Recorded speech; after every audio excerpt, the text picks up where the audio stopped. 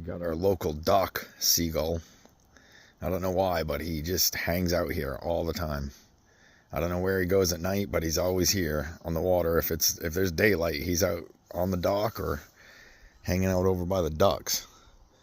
The ducks don't socialize with him much, so he's usually over here guarding this dock by himself. I thought he was injured the other day because he wouldn't leave. He'll hang out right near you, but he can fly and do all of his things. He just chooses to hang out and guard the dock, I guess.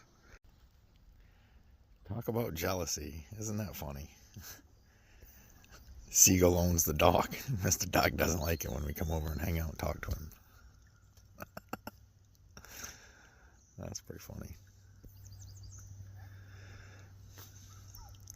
What's up, buddy? Go catch a fish. I ain't giving you nothing. I'd say the duck's not a very good fisherman. He's got fish jumping all around him. He's more concerned about what the seagull's gonna get.